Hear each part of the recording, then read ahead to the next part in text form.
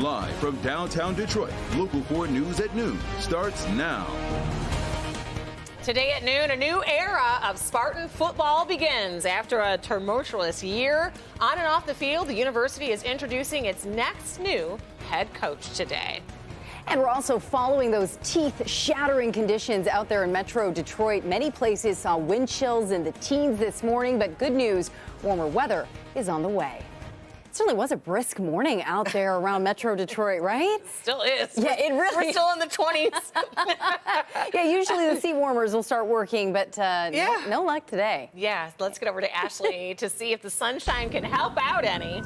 So the sun has helped when it comes to the salt. So salt really effective at these temperatures, and you have the sunlight on there, but the temperatures are just not warm enough to melt the snow away. So this is what we're dealing with right now, clouds and radar, where we have lake effect snow bands coming off of Lake Michigan, but we've been pretty clear across southeastern Michigan, not just of the snow, but also the cloud cover. So the sunshine can help lift your spirits, but boy, it's bitterly cold out there. So road conditions have improved drastically since we joined you earlier this morning. Still a little damp from Livonia to Belleville down towards London. So as you get into Monroe and even maybe portions of Lenawee County, but salt certainly effective out there as the sun has been beaming over it. Detroit, 28 degrees right now, and that camera is shaking because we have sustained winds at 15 miles per hour. Howell at 25, Pontiac 24, Adrian 25. And if you take a look here, Pontiac reporting sustained winds over 20 miles per hour. And so that's why these wind chill readings are still pretty brutal out there. 15 is the feels like temperature at Metro Airport, 9 in Pontiac, 8 in Sandusky. And as you take a look down into Monroe County, 12 is the feels like temperature in Monroe. So single digits to teens across the board is what it feels like. As we map out the rest of your afternoon, we kind of hover in the upper 20s. If we're lucky, closer to the city, we get to 30, but that's still about 15 degrees below average. And winds will be sustained out of the west at about 10 to 20 miles per hour. It stays pretty breezy and brisk throughout the rest of the week, but we do have a warm up coming up. We'll tell you just how warm it's going to get in a few minutes. All right. Thank you, Ashley. Turning our attention now to another major story that we are following today, and this one is playing out on the Detroit riverfront. A freighter has been stuck in the river now for more than 24 hours, running aground yesterday morning around 7:30. We are hearing from the U.S. Coast Guard's plan to try and get that ship back moving into the water. Apparently it's failed so far. So for now, it is back to the drawing board. Officials said the freighter's bow thrusters were inoperable on Monday, and the ship's anchor began dragging, causing it to run aground. We are keeping an eye on the progress there. 3 tugboats is the process, but apparently it is not enough to free that freighter just yet. So we'll keep our eye on it.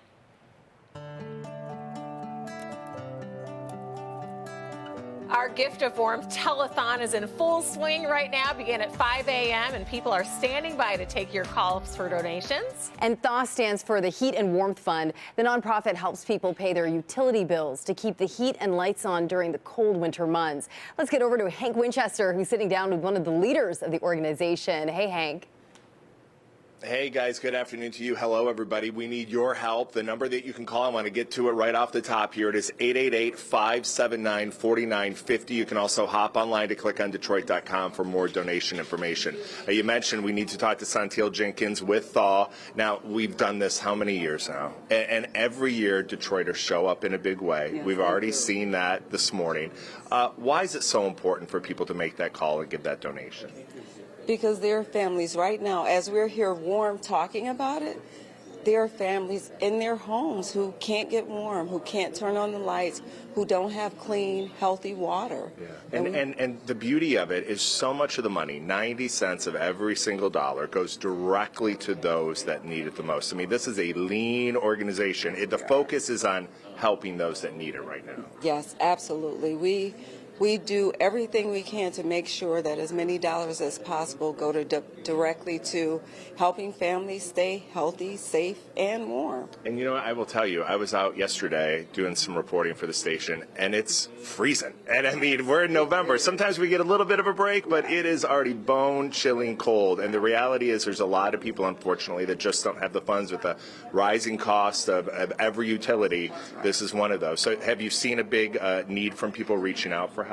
Oh yes, we've had a lot of, our phones are ringing off the hook. And you know, the United Way Alice report now states that about 39% of families all over Michigan are struggling to meet basic needs. Yeah, we see that every day, unfortunately, and it's just the reality for so many people. Again, the number you can call right now is 888-579-4950. We're going to be here live all day long throughout all of our newscasts. Of course, you can hop on clickondetroit.com for more information. We've got volunteers here working to take your calls. They're busy. I like this. They are busy. This is good. We will be checking in with you guys throughout the day and also on Local 4 Plus. Again, your donation incredibly important. Of course, we appreciate it. We'll send it back to you guys. All right, thank you so much, Hank. And about 90 cents of every dollar you donate to the Heat and Warmth Fund will help pay utility bills and keep the heat on for folks during the cold winter months. The Gift of Warmth telethon runs until 7 p.m. tonight. And you can give to more than one charity on Giving Tuesday. So many other charities could benefit from your donations if you have the means to do so. You can find a full list of about 60 local charities from different categories, different areas of service that you can support today by heading to clickondetroit.com. You can find links in order to make those donations right there on the community tab. New developments in the legal fallout after the May 2020 Edenville dam failure. A judge has ruled that the owner of Boyce Hydro is liable for nearly $120 million in damages caused to the environment. Owner Lee Mueller was found liable in the lawsuit brought by the DNR and Eagle. The two agencies say fisheries and freshwater animal populations were devastated after the dam's failure mostly emptied Wixom Lake.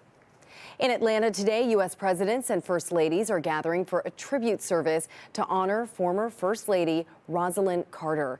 President Biden and Vice President Harris will be there along with former President Bill Clinton, along with former First Ladies Hillary Clinton, Michelle Obama, and Melania Trump. Former President Jimmy Carter is also expected to be there. Tomorrow, a private funeral will be held. A Russian court today extended the pre-trial detention of Wall Street Journal reporter Evan Gershkovich for 2 months. The journalist was detained in March while on a reporting trip. The court proceedings are closed because prosecutors say details of the criminal case are classified. Russia's Federal Security Service alleged the journalist stole Russian military secrets. The U.S. government has declared him to be wrongfully detained. Russian authorities have not detailed any evidence to support the espionage charges. Well, it has been months since Mel Tucker was fired in the middle of the football season amid a sexual harassment investigation at Michigan State University. And it certainly left the season a lot to be desired, a 4-8 finish and just a lot of uncertainty. Now the university is ready to start anew with a new look and a new future with a new head coach. That's right. Now we go live to the introductory press conference for Jonathan Smith, which just got underway. Coach D'Antonio. Tough, physical football has always been a part of Spartan football. As I mentioned at the beginning of the search process, we would be thorough, with approximately 12 candidates interviewing at least once. There was tremendous interest in this position. Michigan State is absolutely viewed as a great job in college football. It was over the course of this process and with a focus of the established criteria that Jonathan Smith emerged as our leading candidate. First, he can obviously coach. Pac-12 Coach of the Year in 2022. 3 straight bowl games. 18-7 over the last 2 seasons. His style of play will connect with Spartan fans. Over the last few weeks, I've watched a lot of late Saturday night Pac-12 games. And I appreciate the way his teams play. His teams are tough and physical, but also creative in their play calling and their schemes. He's committed to developing student athletes as players and men, understanding that's their process and it requires hard work and there are no shortcuts. And there's a genuine care for the student athletes as people. That was evident during the search process. The other thing that stood out is how much he spoke about community and his family investment in the community. It's no secret that Tom and Lupe Izzo and their family are the standard of community investment. But Jonathan spoke about it too. And getting to meet Candace and the family it's clear it's a priority for them as well. I could immediately see them fitting in our Spartan family.